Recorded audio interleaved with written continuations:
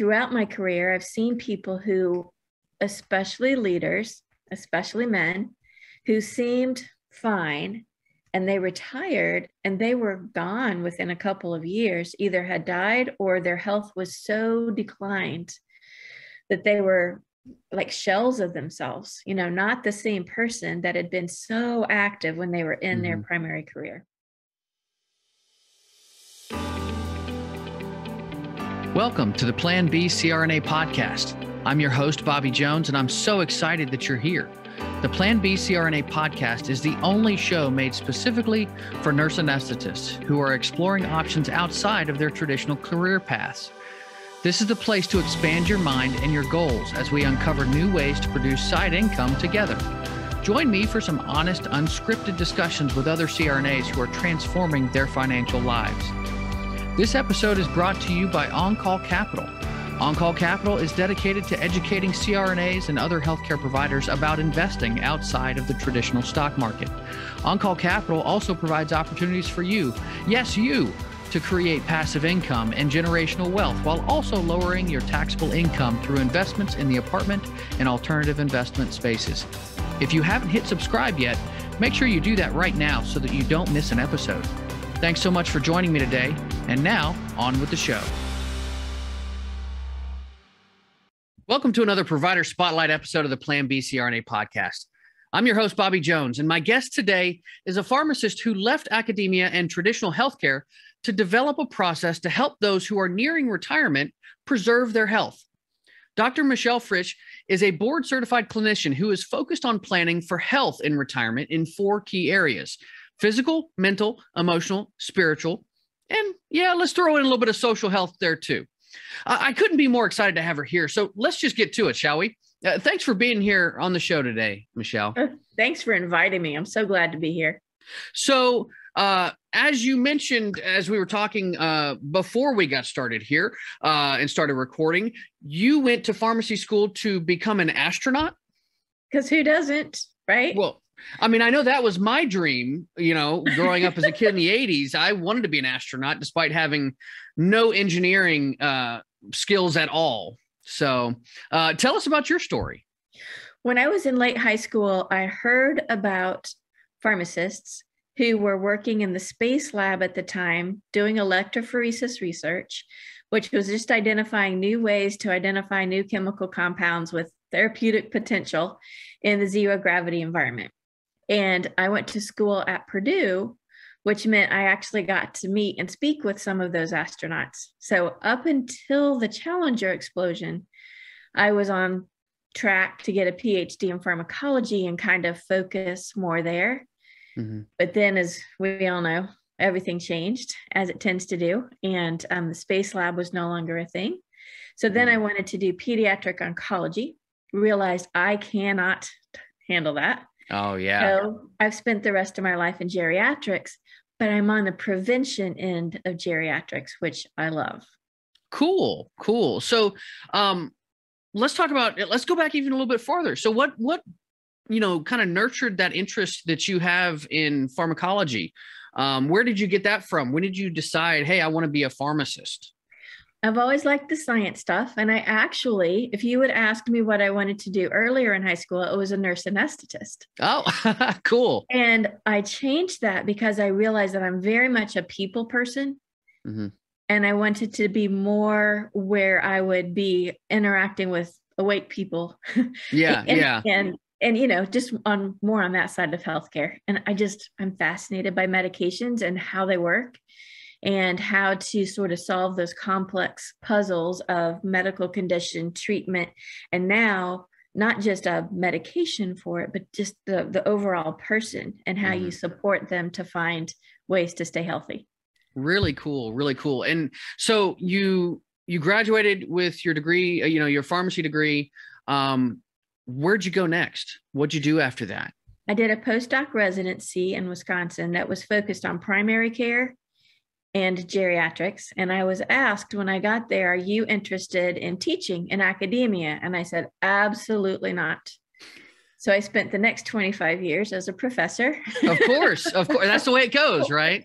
You think your life's going to be this straight line, and very Yeah. wise people have always said it just doesn't turn out that way. Yeah. Now, whereabouts were you in Wisconsin? Madison. Madison. Okay. I lived in Green Lake. That's where I did my nurse training at UW Oshkosh. So not too far away from where you were. Not far. The farmer's market, best I've seen. Yeah. Oh, for sure. For sure. So, well, you were in academia for a long time. A long time. You obviously have your roots there now. Like you're kind of dug in, but you've started to go a different direction now. So what's been your impetus for leaving academia? I would say two big things. One was I worked my way into academic administration, Mm-hmm.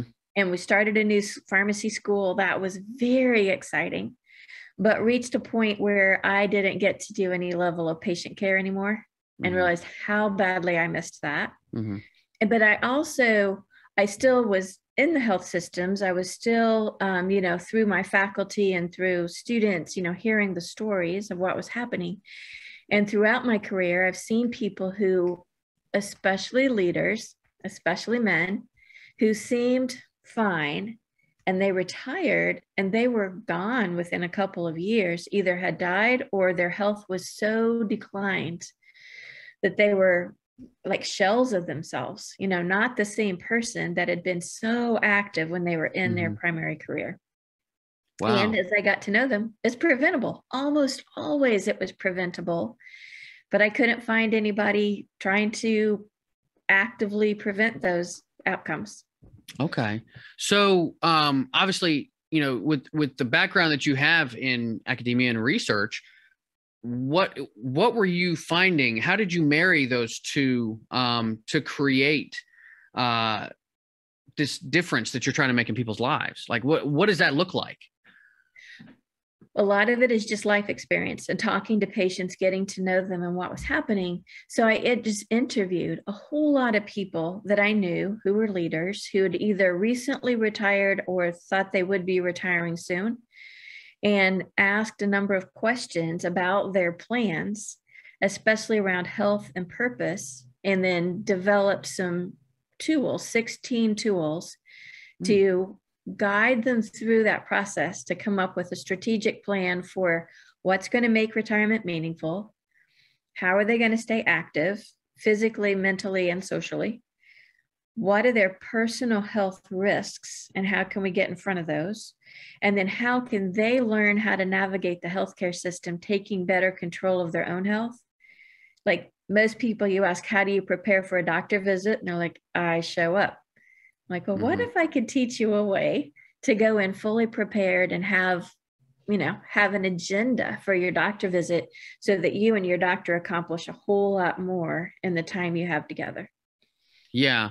Well, I think that's a common thing for people. They just go in and, hey, I'm having my yearly physical and health assessment. And inevitably, I know that I walk out and I've forgotten to mention something because I didn't bring a list. I didn't, I've thought about it and I didn't write it down and said, oh, I won't forget that. And then of course I do. Or the doctor's hands on the doorknob, walking out the door, and you're like, oh, by the way, my big toe fell off last week. Yeah. Right. Right.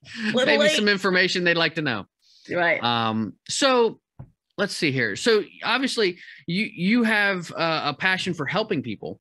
Yes. What is it that led you to focus more on the retirement age as opposed to, perhaps some of those students and things like that? Or are you helping them prepare as well and kind of navigate those seas, as they start to think about like what retirement is going to look like for them? Right. Most of the people I work with are within about 5 years of their retirement. Okay. At this point, most are getting near retirement.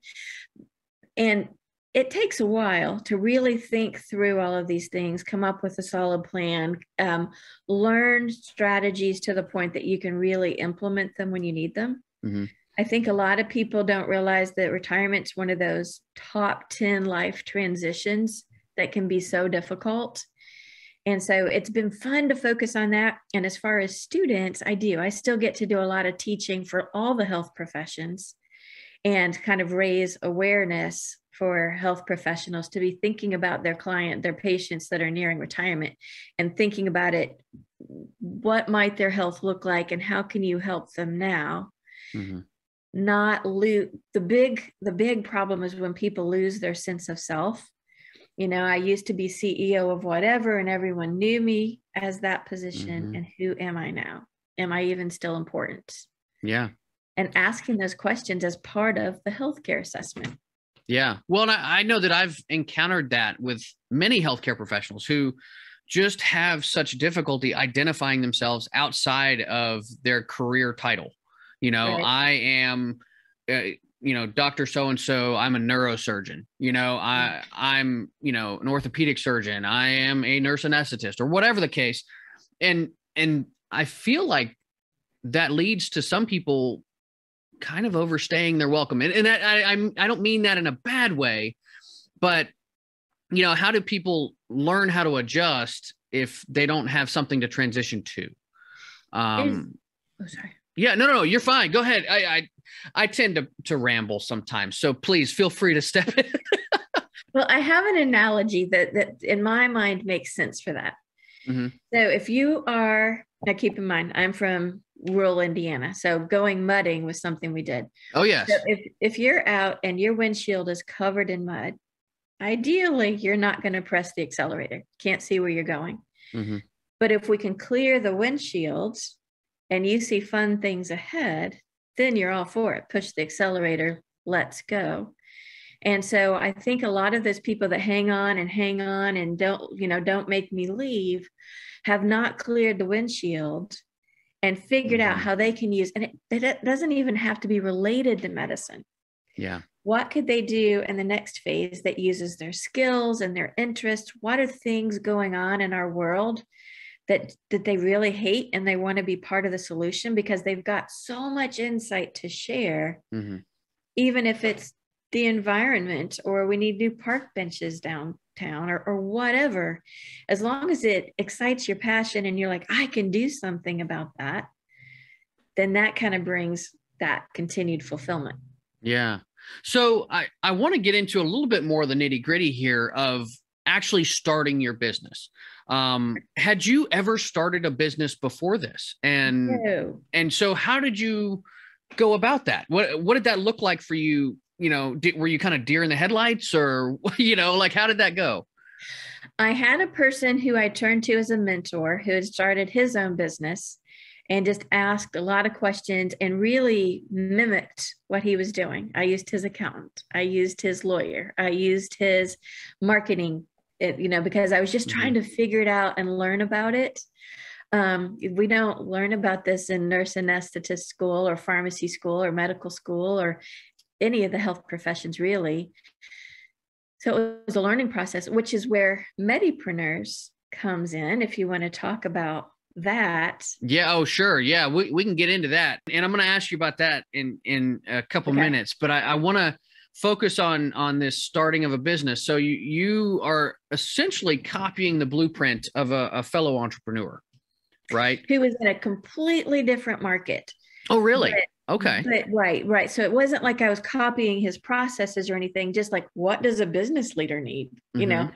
To make a legitimate business, what do you do? And so just learning, and I did a lot of it myself for right or for wrong, but I learned how to create an LLC. And so I went down to the government building and walked in with my paperwork and my check to start my own LLC. Trademark what I had. I actually did the trademark process myself. Oh, wow. What was that like? Videos. The U.S. Patent and Trade Office has great instructional videos. If you just take the time to sort through it, it's really not a difficult process. Okay. And so, and just and then joining networking groups was huge. Mm-hmm. The first one I went to, I created my own little business card and printed it on my printer because I knew I needed something, and they looked terrible, but it was something, right? And so, creating a website. Well, I did one of those little freebie do-it-yourself ones just to get started. And then over time, you kind of learn. Everybody, I have found most of the people in the entrepreneur world are very willing and open to share. Mm-hmm. Yeah, Like I found that as well. I made a huge mistake. I talk, as you can hear, I can talk a lot. So I treated my lawyer as a friend, and I talked a lot to the tune of $7,000 before I was Oh, smart enough to shut up.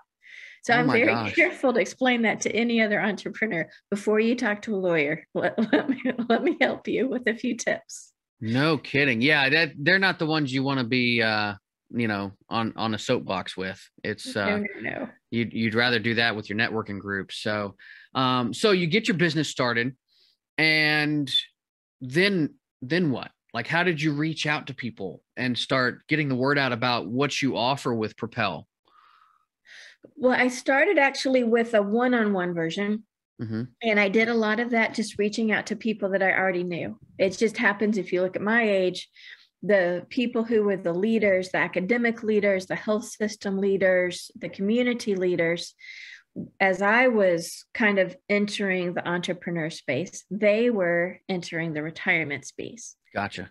So I started with those people I knew, and there was a lot of good that came from that. One, I didn't have to create a relationship. They knew who I was. They understood what I was doing. In some cases, they sincerely wanted to help me, but they also knew me well enough to give me really honest feedback. And how valuable is that when you're That is starting something new? great. Yeah, that's fantastic. So what were the things that you learned in the beginning? What kind of changes and evolution did you have to have with your business model? Well, one of them was during the pandemic. I took that one-on-one process and working with a colleague back in Baltimore. I recently moved from Baltimore to Charlotte. Working with a colleague back in Baltimore, we took our processes and created short, concise videos and workbooks. So we now offer it in a little bit more do-it-yourself version, which is Propel, Mm-hmm. where people can get a new upload of information every month. They walk through those same tools, but they do it on their own time, and Mm-hmm. it all fits together into that same kind of strategic plan. So I learned what that might look like and how Mm-hmm. people might want to receive it. And so like in the beginning, I was the professor. I was doing hour-long videos, and everybody was like, yeah, I'm not going to watch those. Yeah. Oh, that's funny. Yeah. So now each video is under 5 minutes. Most of them are closer to like a minute and a half. Oh, wow. Okay. So you've really, it's, we've had a guest on the podcast in the past who talked about the concept of micro learning, where you do have these very short videos or short lessons, and you have like one or two follow-up questions afterwards. Is that something that you're kind of utilizing in a sense? It's something I learned as a professor. And actually, when you're an entrepreneur, you end up creating a bunch of businesses just to see which ones stick. I started one called Snippet CE, which was the same concept, but at the time, it was 7 years ago, people weren't ready for it. But it was learn for a short bit of time and go apply it. Come back, learn for a short bit of time and go and apply it. You're much more likely to remember it and sort of embed it into your daily life rather than hear it all at once. Mm-hmm. No, I love that idea. So yeah, let's talk about some of the things that you've taken from academia and applied to your business. What are some of the lessons that you learned there? Besides, obviously, the micro learning thing is one of those things, where you're trying to keep people's attention and trying to maximize the learning. But what are some other things that you've taken from your career? I think just learning ways to ask people to give that feedback. Mm-hmm. I was talking to somebody about this earlier this week. I'll speak for myself, but I see it a lot in other young faculty. You just want to deliver your message and have nobody talk back to you, because the biggest fear is someone's going to ask a question you can't answer. Mm-hmm. So you're just like, let me talk at you and then leave. But eventually you grow into the place where you want that feedback. You want to be challenged even to the point that you can't answer the questions so that you can understand where the holes are and then go back and fix those. Yes, absolutely. So, and that's something that personally in my business, I'm still working on, because I will put information out there, and I'll put stuff out there, and, I'll ask for reviews and, anything that people think. And it's like, I get crickets. It's just, I get nothing. And so it's like, well, I mean, I hope I'm doing something positive for people. And most of the feedback that I do get is positive. So I hope that I'm helping people out. But I definitely am looking to improve my own feedback process with the business that I have, and doing the podcast and everything else. So, kudos to you for having figured some of that out. Well, a little bit, but if I could, this is a gross summary of, it's certainly not an individual person, but I find that in general, when I talk to women leaders that are nearing retirement, they're like, yeah, I figured out this piece and that piece and that piece, but I'm not sure that I've got a solid plan here. Can we talk about it? Mm-hmm. When I talk to men who are leaders, they're like, oh yeah, I'm all over it. Mm-hmm. And then you're like, well, what is your plan for this? Oh, well, I hadn't thought about that. Well, how about, do you have a plan for this? Well, I hadn't thought about that.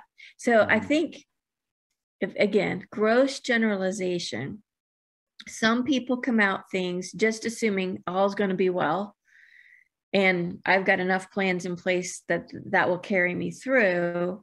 And other people come at it as, oh my goodness, I don't think I have every last thing figured out. Mm-hmm. I need help filling in the holes. And either one is fine, because we all learned something in the process of kind of doing a deeper dive into the whole transition of retirement.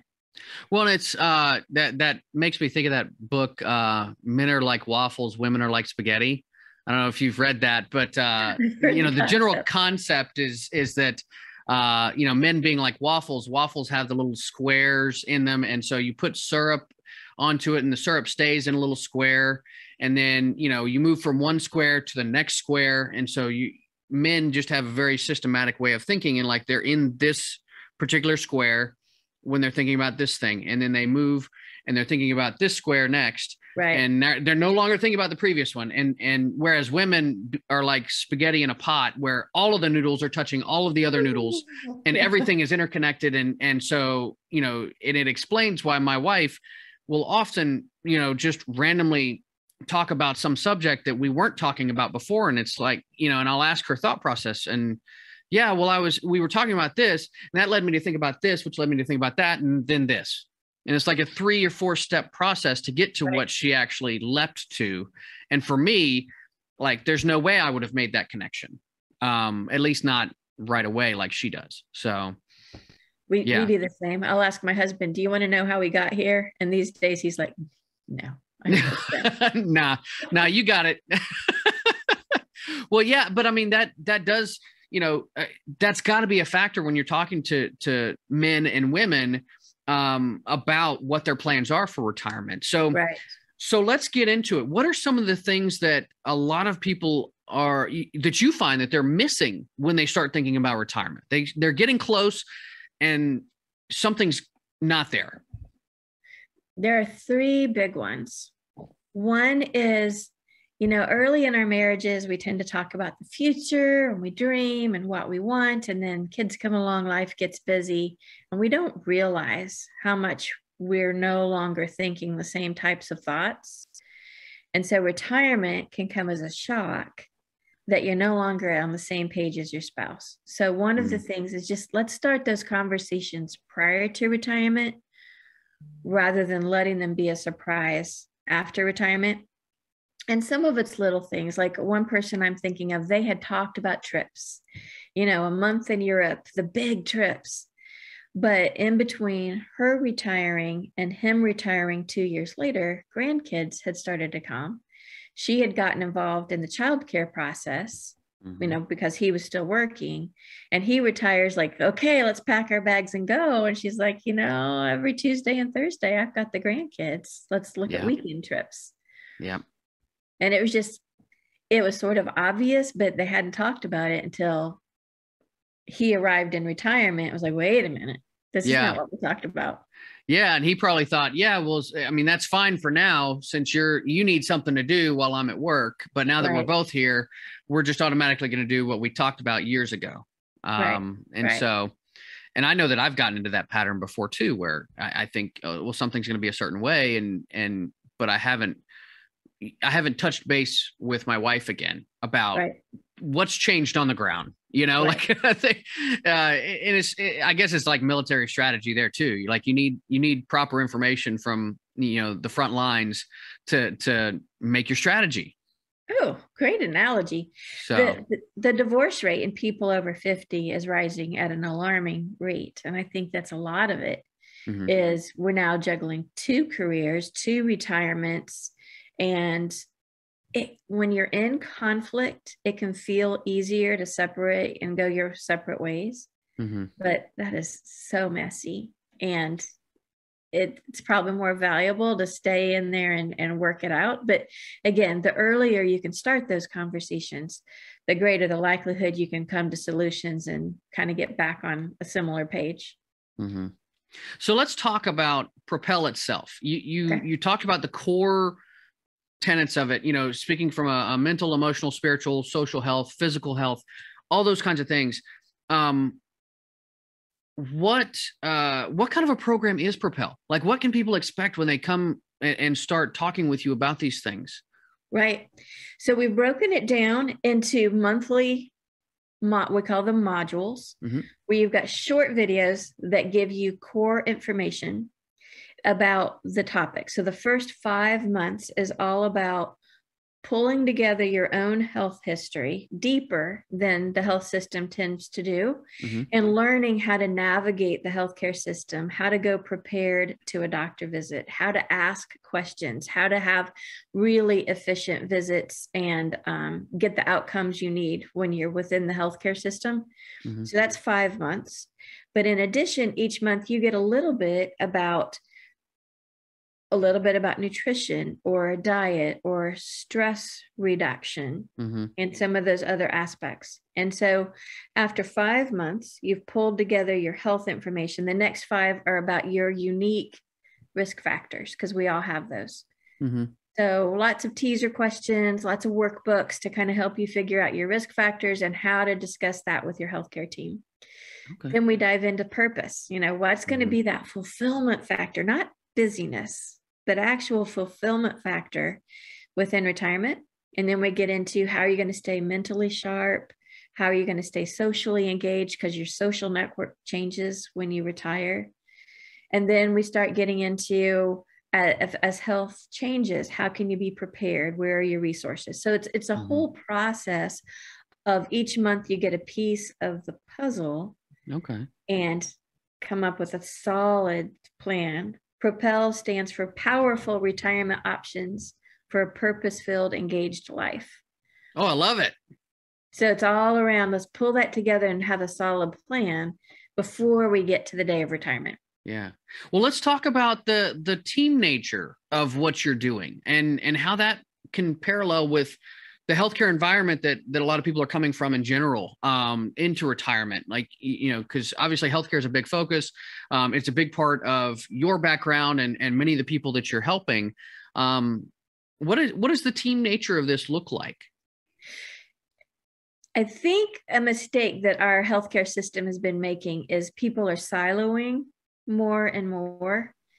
And it's easier to control what's going on when it's your own thing. But this really promotes engaging your whole healthcare team and keeping everybody on the same page. And even if you are traveling to Europe, if you have a health issue, you've got access to your updated, accurate, complete health information before anybody makes any decisions about your care. And so it's teaching people how to create their healthcare team and keeping them all on the same page, working together for their own personal long-term health.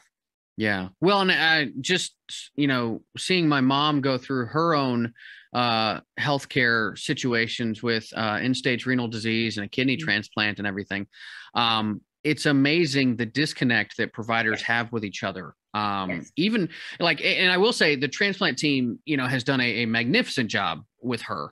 And they do have a very team-based approach, which is really quite refreshing compared to the majority of what people see. But yeah, I think it's interesting. how we have started to become a little bit more disconnected, because, well, payment comes from this, or, and a lot of it is determined by insurance and things of that nature. So there isn't as much communication between the different specialties as you'd like, right. Sometimes, but yeah, that's something that I guess, it'll come out in the wash eventually, whether or not our healthcare system decides to start, focusing more on that team basis of healthcare. So, but yeah, so basically the Propel program, we've talked a bit about it. We've talked about how you came up with it. We haven't talked about kind of the startup costs for you of starting your own business and getting this all rolling, and how many years it took, or how long it's taken to really get rolling. Can you give me a bit more information about those kinds of things? Well, in this case, with this business model, it has been a good thing that it's a gradual accumulation of cost. Mm-hmm. So the way we've designed it, we've got our platform costs where we've built this. It's almost like a course subscription structure. Mm-hmm. We have our platform costs, and we've got a HIPAA secure component, of course. And so there are costs with that. But we record these month-to-month videos, a few at a time. And that's our biggest cost is all the recording and the professional videography kinds of stuff. So by doing them a few at a time, we're able to pay for this chunk, right? Mm-hmm. And then get some clients engaged and raise some funds that'll then pay for the next bit and pay for the next bit. Yeah. Yeah. Does that make sense? Yeah, sure. So it kind of a pay as you go type thing. So that's for your business, like raise getting it started. Yeah. So then you can pay. Yeah. Exactly. Yeah. Maybe I didn't say that right, but yeah. Okay. Well, that makes a lot of sense. And that's how a lot of people, I think, would love for their business to go. And that's how you grow, is by, gradually accumulating customers, and, as you grow, then your business can grow. You can offer more features and functions and things of that nature. So how long has that process been for you so far? Not very long. The idea of creating this more do-it-yourself version just started last March. So we're just over a year in production and pulling it together. And I will tell you, our dream is when we reach a certain revenue level, is having a health tech engineering group build it all onto one seamless platform. Oh, that'd be nice. That way, because right now people have to log in separately from the non-personal health information portions to the personal health information portions. And, that can be more difficult to navigate. Mm-hmm. So that's the business development dream, is reach the point where we can hire this tech company to build this platform for us. Very cool. Very cool. Well, as we're wrapping up here, I wanted to get back to the Medipreneaurs. Yes. So tell me more about that and how you're involved with it. So early, after I had left academia and traditional healthcare, I met two other people in healthcare who'd become entrepreneurs. And they met each other by going to this big business development conference. And if you can imagine, there were a lot of people there, and they were the only people in healthcare. Oh, wow. Because, this had been a few years ago. Mm-hmm. But yeah, healthcare at the time was a little more stable, and people just didn't tend to leave it to do other things. Mm-hmm. As soon as I met them, we all realized that, like, I had my lawyer experience. So if one of them was going to go meet with a lawyer, I was like, okay, here are the things you need to know. Mm-hmm. But maybe they had overcome another challenge that I hadn't thought about before. And so together, we could help each other navigate this foreign land of business development. So we formed Medipreneaurs as a place for all healthcare entrepreneurs to come together, receive some of that training in a workshop format, so that all the whole time you're there, you're making notes for your own business, kind of figuring things out. So it's a weekend of some education and a lot of networking, mm-hmm. and a lot of leaving with just a lot, many items of business development tips and strategies that mm-hmm. are very difficult to accumulate on your own. Yeah. So Well, I bet you guys have come across, I mean, people in just all kinds of different fields. it has grown rapidly, the types and numbers of people who are sometimes fed up or seeing better ways, tired of the siloing, tired of some of the corporate habits, if you will, that are going out and being the innovators, and let's revolutionize healthcare and make it better.